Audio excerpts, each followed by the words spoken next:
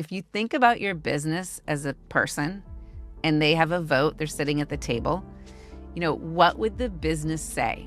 What is big thinking? Big thinking is something that comes from future you. We all know what stress is. And it's here to stay. That's the good news and the bad news, right? Yes. There's a difference between stuck stress and progress stress. When you take an action and you put one foot in front of the other, the stress starts to dissipate. A flame without structure is going to collapse, right? So if you're in this stuck stress, it's kind of a signal that something structurally needs to change. If we want to keep that flame going, something structurally needs to change. I am on a mission to help rip off that busy badge.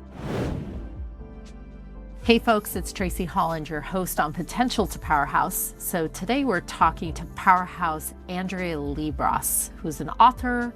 She is a podcaster. She has a book called She Thinks Big. And man, do some of us need that this week and every week. Thinking big is such an important part of being a successful entrepreneur. And what she and I talk about at length is, what does it take to really step out of your day-to-day grind? And when do you find yourself in stuck stress? And what does stuck stress mean? And what does it feel and look like? And I know you all know what stress is. We all do, okay? And stress is part of life. And I think actually stress can be pretty good for you if you use it to motivate and push you maybe past your limits, or put yourself into a different point of view, taking that as fuel.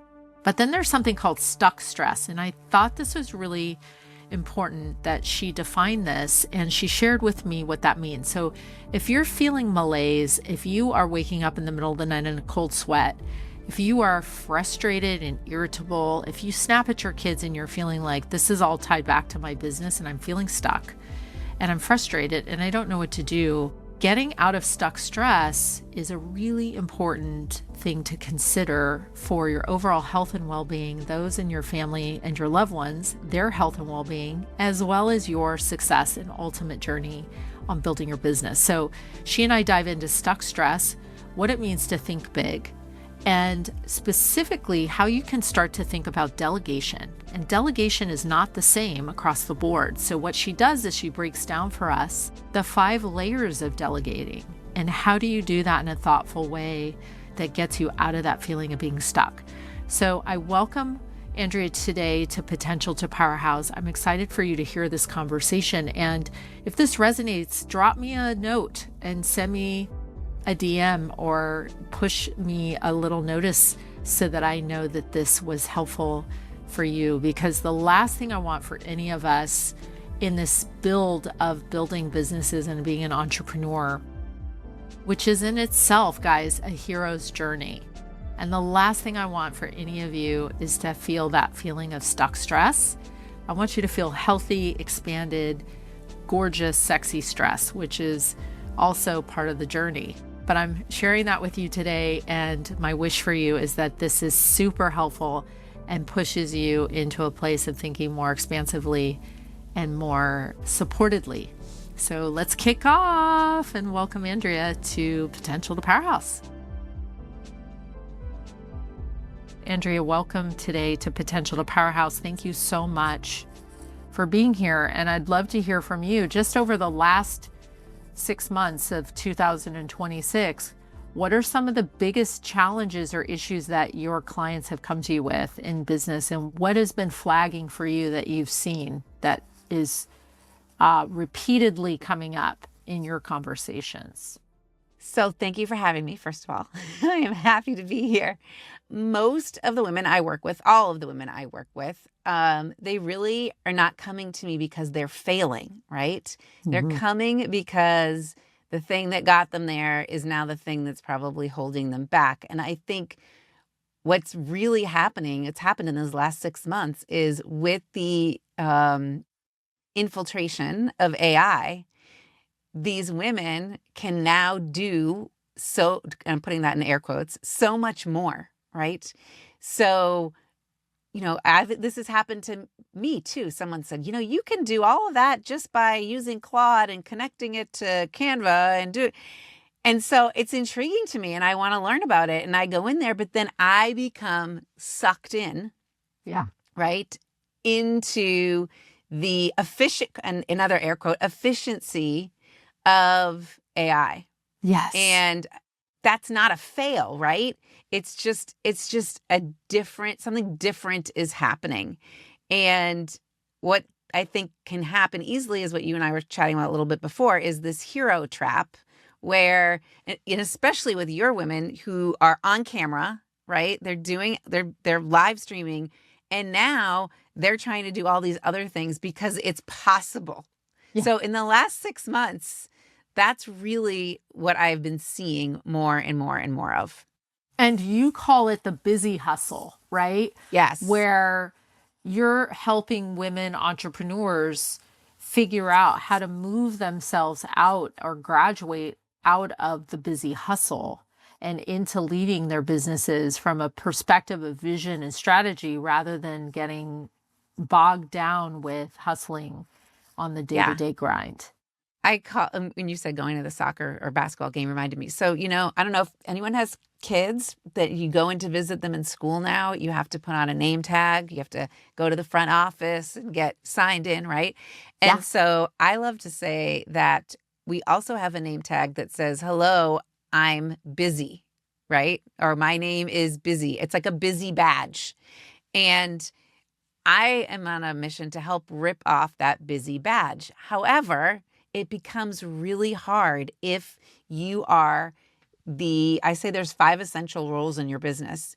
There's the doer, the implementer, the manager, the leader, and the visionary. And if you're doing all 5, there is no way you're going to rip off the busy badge.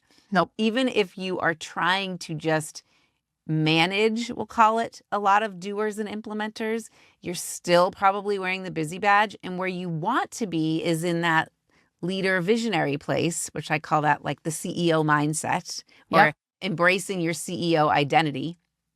But you can't do that if you're spanning all of the roles. So your business's most expensive employee. Yes. Right? Are you an employee?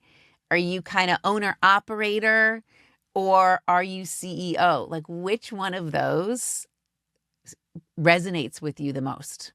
Totally. So talk to me a little bit about how that feeds into the book that you wrote. So you're best-selling author of She Thinks Big, which I love the title. And when you're in that grind of doer, and I loved how you painted 5 different roles, because the visionary role and the integrator role are so vastly different, and one actually can't really succeed without the other. And so I have to think, as I build and scale my own businesses, who's going to own the integrator role. And what I mean by that in my world is I need someone who's going to quarterback going to each of those people that you just named and making sure that the team has the deliverables that need to take place, and that person is quarterbacking who's getting which piece of that done, so that it's really deeply described, and they're not relying me as a visionary to walk them through the entire workflow process of what it takes. Because sometimes as a visionary, you say, okay, I have this vision and I want to integrate this, but I sometimes do not speak the same language in my communication to the team as to what the actual expectations and goals are and what's considered great work versus not. And so it's almost like I have a person who is taking Tracy's language as the visionary and then turning it into parts and pieces for the team to recalibrate how that gets executed and done, so that everybody's working on their workflow process. Those that are being mentored and coached by you, how do you help them figure out who becomes what role as you laid that out? Well, who becomes what role is a slightly different question. For that one, I go to, like, do they get it? Do they want it? And do they have the capacity to do it? But how you translate your vision into and share that with the person that actually is going to do it. I think that a lot of times I say we want to we need to change from doer to delegator, right? But in order to change from doer to delegator, we have to first cast this vision. So you talked about that. You've got a vision. So you do have to put it out there. Okay. What do you want? Why do you want it? What is important in this? What is important? What's the most important thing in this vision for you? Is it that it gets done by Monday? Is that really the most important? So you don't really care? Get it done. I don't care how you do it. Or is it that it needs to look exactly like this? Because that's a whole different thing. Or is it that it has to cost under $5,000? Like, what is it, right? So what's your vision? What is the outcome you're looking for? And what's important? And you need to know those three things before you can delegate to anyone, before you can find the right person to do it. So I really help my clients too become effective delegators. And there's something called 5 levels of delegation. Tell me. And they're not all the same. Okay, good. I need to know this. Okay. So I always go back to like kids, okay? Because everybody can understand this, even if they don't even have their own kids. If you have a dog, it still works. So when you have a toddler and you are getting ready to leave your house, you are telling them to sit on the floor, put your shoes on, stand up, get your coat, put it on, zip it up, walk to the car, sit in the car seat. And if you're big enough, buckle the car seat, right? It's every single step of the way. And that's really just a level 1 delegation. Like, do exactly what I'm telling you to do. Okay. All the way up to a level 5 where you kind of share that vision and then just say, I'm trusting that this is going to get done. You don't even have to tell me it's done. I trust you enough and you know what you're doing, that it's going to get taken care of. And then in the middle of that 1 to 5 are things like, hey, here's my vision. I want you to research on how you might do this or what you think the best approach is, and then come back to me. So it's research and report is level 2. Research and recommend is level 3. Research and recommend. Yes, which is a whole, I'm sure you've experienced this. Like, well, here's what's going on and here's a couple ways we could handle it. And then I always say, well, what do you think? How do you think we should handle it? Yes. Because I need that piece too. Okay. And then, so that's level 3, research and recommend. And then level 4 is research, decide, you other person, you decide, and then report back to me when it's completed. Right? That's level 4. Excellent. Whereas 5 is, hey, go do it, and I'm just going to trust that it's getting done. Yes. So you can see that there's that whole spectrum in there. Yes. And I think it's really hard as business owners to translate, and I always say like we need a translator, to translate what we're looking for and to find the right audience, who is that person, and then to tell them how should we be interacting, which is like the 5 levels of delegation. And I think sometimes when my role sometimes turns into being the translator, right, in a coaching role. Like, I'm listening to what you're saying and what you're looking for. Now we have to make it happen. I'm happy to be that translator or to kind of step in there to help you sift through it and get clarity. And I think that's one of the benefits of having someone in your back pocket like a coach, where you've got that person to go to get the clarity, to get the translation. That's invaluable. Yeah, right? I mean, you can't, like, AI can help you to a point. And believe me, I am all about like using Claude, and I are best friends, but Claude isn't right all the time. Claude forgets things. And I might say, hey, do you remember that this really had to be done by Monday? Oh, yes, you're right. Monday. Okay, well, that changes everything. Right. So it's like, totally. So I think that's, going back to like, what are people struggling with? It's like struggling to integrate, before we can even implement, to struggling to integrate all of this. Yes. Hey, gorgeous friends, just for a second, if you would do me a huge favor, if Potential to Powerhouse has touched your heart, inspired you, made you pause, made you think differently, been a resource for you, would you do me the favor to right now take a second to give us a rating and review? It makes such a difference, and we so appreciate hearing from you. Thank you. High five. And so, Andrew, when your book is titled She Thinks Big, Yes. you're obviously dealing with a lot of visionaries. Yes. My people, I call them like high achievers, unapologetically ambitious, okay, or wanting to be in the place where they're not apologizing for it. And they're either thinking big or they want to be thinking big. And how I see that is you have to go ask future you. So this is the you like a year from now, 3 years from now, 5 years from now. That's future you. Go ask future you what you should be working on or what things are most important right now. And what is big thinking? Big thinking is something that comes from future you. And I have a whole acronym too as to how to be a big thinker. But part of this is really, I use the word trust as the basis of this acronym. You have to trust yourself that letting go and delegating to the right person, for example, is going to be the right thing to do. Yeah.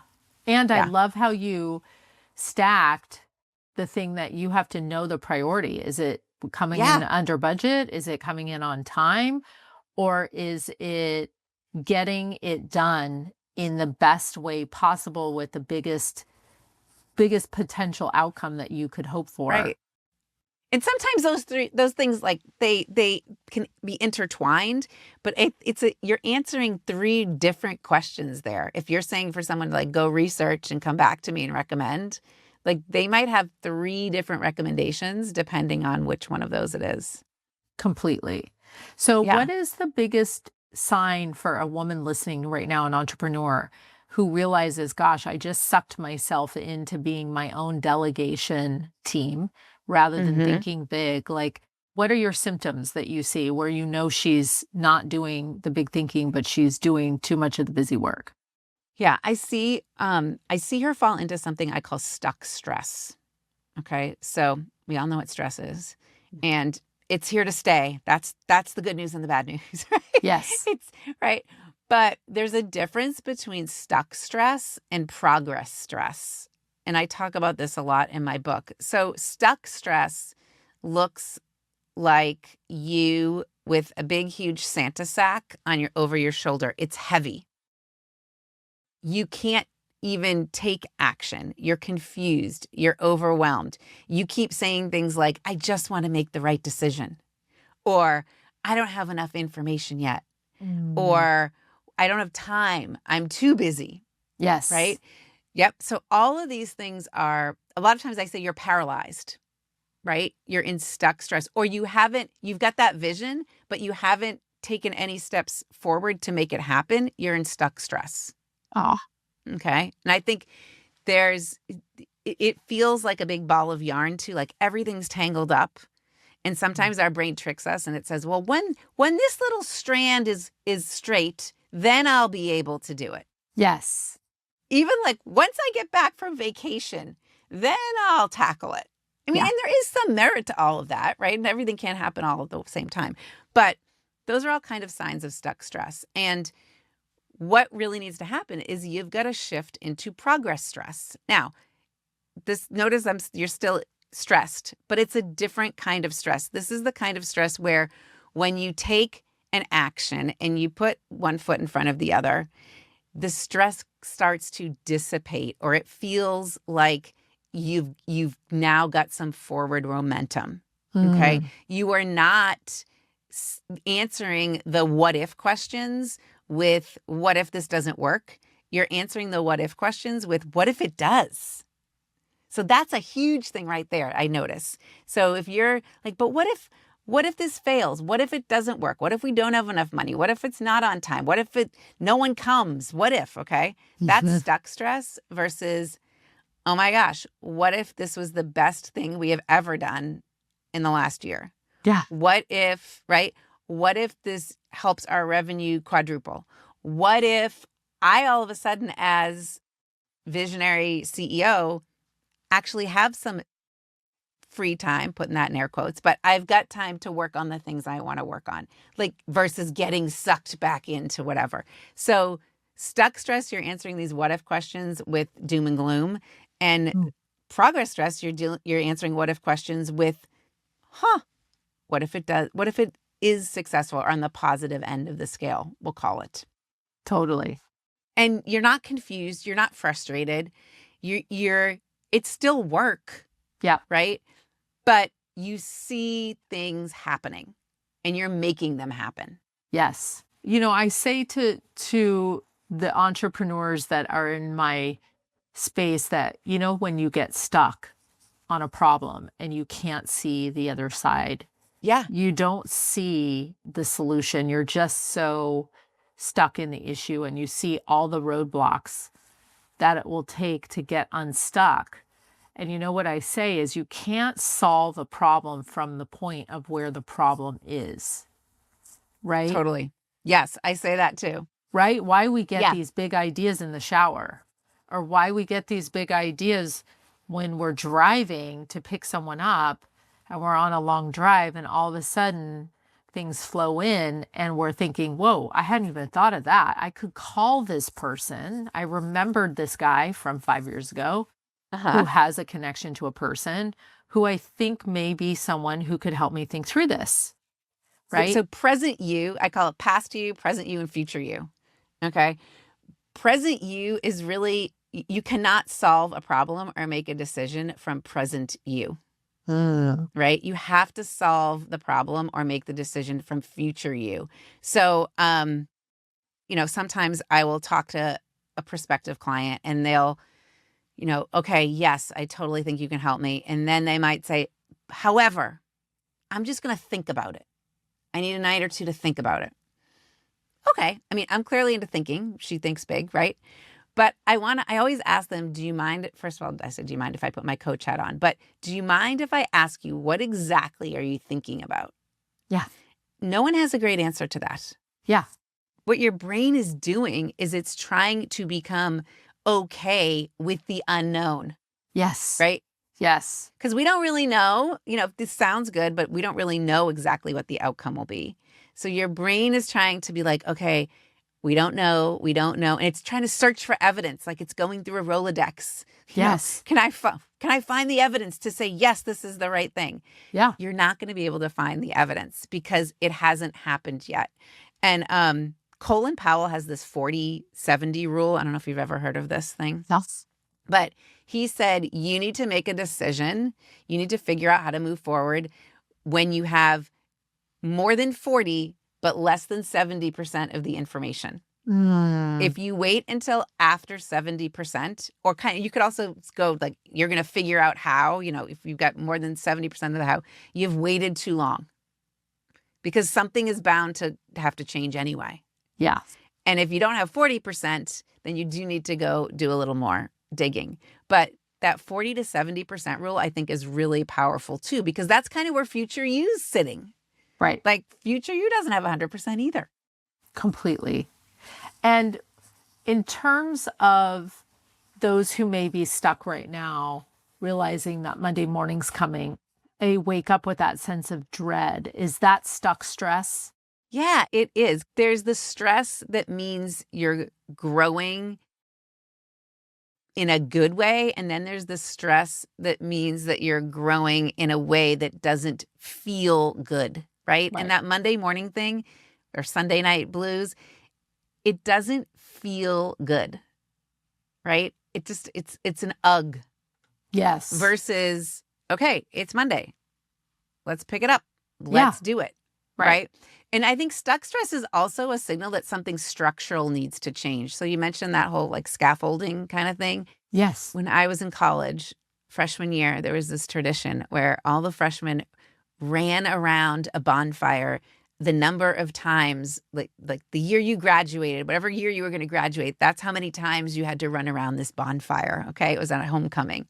That memory is so ingrained in my head that bonfire image is something that I go back to, because that flame in the middle, that's your vision. That's your ambition. That's your belief.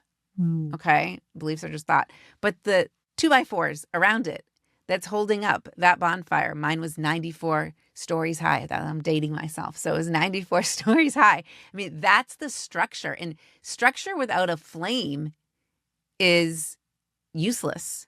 But a flame without structure is going to collapse.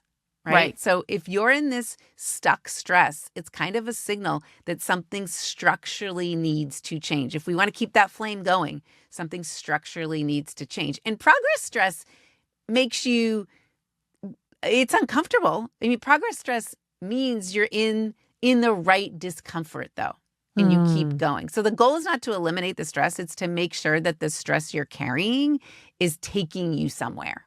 Totally. If you were to think about how someone could principally use this, I'm sure you hear the same thing when working with someone that says, hey, I need a couple of days before I can decide whether I'm going to work with you as a coach, versus someone saying, oh, I don't have the right team members, but I can't really afford to hire a person because I have not enough income.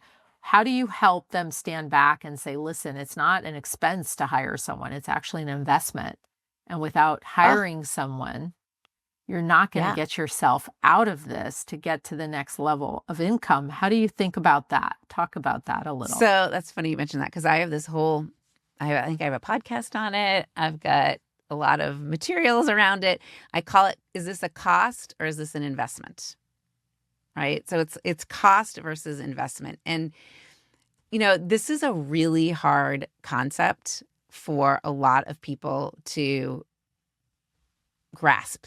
Yeah. Because we kind of are taught that everything is a cost, right? So our brain wants to simplify things into, I can't afford this, or is this still necessary, versus I can't and it's not necessary. It wants to see it as black and white. But I think really those are the wrong questions. I think what you're really asking is this a smart investment in where I'm going? And sometimes you might even feel like, I think I'm ready to give it a try. I want to invest in it. But I mean, I've been okay alone too. Like, nothing's really wrong here. Okay. So I think really this is an opportunity. I mean, okay, first of all, none of this is wrong. I mean, it just means that part of you still sees the value, but fear that you won't continue to grow or generate revenue is looming, right? And pressure to increase your profit margin is probably looming, or pay yourself more might be driving your decision. So I think the question really becomes, is this truly a strategic decision, right? Or am I pausing because I'm fearful or doubtful, right? Or feel like there's pressure to put some money somewhere else. So I think what has to happen is you have to ask yourself, will this investment generate more revenue, efficiency, growth? And if the answer is yes, then that's probably an investment. Is it spending to survive and not scale? That's probably just a cost. Right? I mean, does this free up time to focus on the high impact work? That's an investment. Am I keeping this person on that really doesn't work on my team very well just because they're familiar, but not because they're effective? I mean, that's a cost. So there's this cost versus investment question that I think is, you have to get really good at answering. You've got to get, it's almost a skill in a sense, because we can make arguments for all sorts of things. But instead of saying, can I afford this? I mean, try asking yourself, will this pay for itself or more in time, energy, or dollars? Yes. At the end of the day, we never can see, and I love how you say it, is this decision being made from your current self, your future self, or your past self, right? Yeah. Because the deal is, you can't see what's on the other side of an investment if you're in the present moment, right? You can set up KPIs, you can set up a roadmap and an expectation. But I have to tell you, and I look back at certain pivotal moments where I made a choice to jump in, even though I was uncomfortable for my current self, because I thought, oh my gosh, I can't afford this person, or this is too big of a commitment, or what happens if I sign up and say yes to this contract or consultant and 6 months in, I don't see an ROI. Like, can I cash flow from where I am today to 6 months from now if this doesn't pan out? Yep. Right? Yeah. And I so you hindsight have to it. And I be think aware of that, your cash flow. But right. yes. Yeah. But in the biggest moments of massive catalyst investment in my business, I can think through decisions that I made where everything in my body said, don't do it, I'm scared, it's not going to work, like this is too big, you can't handle this. That took me from where I was to tens of millions of dollars as a result of that choice that I could never have seen in my present moment self. No. I also love, this really resonates with my clients too, and I bring it up a lot. If the business had a vote, okay? So if you think about your business as a person and they have a vote, they're sitting at the table, what would the business say? It may say, please don't, but please don't also not say yes to support or make the scary move, because we're gaining traction. And I know your expenses may be increasing, but so is your potential. So saying no now may not be the strategic decision. Brilliant. Right? It's so if you kind of think about if the business had a vote, what would the business do? And I think that oftentimes is really what propels you forward, because in your heart of hearts, like, yes, this is a great thing, I should go for it. But then there's like fear holding you back. So answer that one for yourself. Like, if the business had a vote, what would happen? Totally. I hope this unlocks for someone listening today a place in which they're frustrated. I can only say, if you're hearing yourself in our conversation where you're waking up and like, I hating my business right now, I hate going into the office, I'm totally frustrated with my team, things aren't moving quickly enough, I keep finding myself like hitting the end of the day where I'm exhausted, falling into bed and realizing there's still 50 things I haven't tackled that I was supposed to get done, that is still on my goddamn list. If that is you, then you are seriously stress stuck. Hello. And what that means, here's your roadmap. It's as easy, like if you have a headache, you go take an Advil. You drink a lot of water, you may take a rest, you wake back up, you're on it, right? You're kicking ass. We're telling you this is your version of an Advil. Yes. Okay. Yeah. And you're usually not debating the Advil, like it's one Advil, right? You take it. This is your version of an Advil. This is your version of Advil. So what that means is the only thing we can do sitting here on this podcast to help you is to tell you to stop everything that you're doing and pull back, clear your calendar, take 2 days off, take a piece of paper and write down all the things that are your unique ability on the left side. Like, what brings you joy? Where are you the visionary? How do you bring momentum and revenue into the business? And on the right side of the paper, what are you doing to spin yourself into stress mode? And who can we hire or who can we delegate and find to take on those things immediately? Yes. Absolutely. Absolutely. I mean, one of the things that I offer is this thing called doer to delegator. And it's just a quick 15-minute call, but it really helps you figure out what's going on in there. And what of the 5 roles, are you doing all of them? Are you doing 2 of them? Are you doing 3 of them? And I think probably if you did what you made your chart, like you said, you're going to figure out that is a worthwhile question to answer. Tell me more about the 15 minutes. Tell me what happens.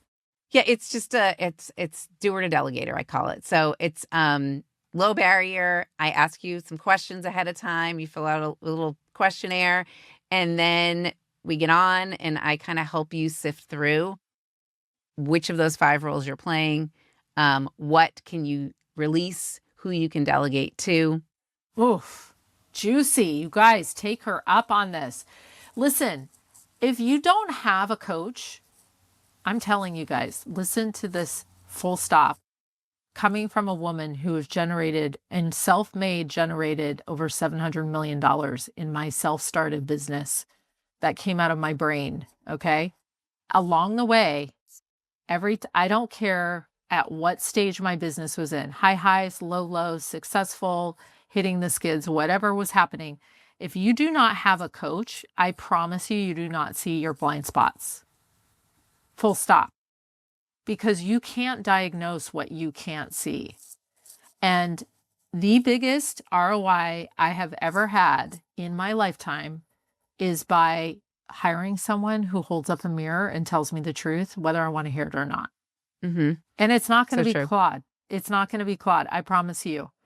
Claude is not your friend when it comes to giving you advice on how to move your business forward, because energy and frequency is part of the alchemy of what makes success, right? Absolutely. And having someone in your corner and saying, hey, Andrea, can you jump on a call, or texting her or slacking her and saying, I just got off a delegation conversation with my right hand, and I don't think they see the world the same way I do. I'm worried I'm maybe outgrown this person and they're no longer right. Yeah, that's you. I get those calls.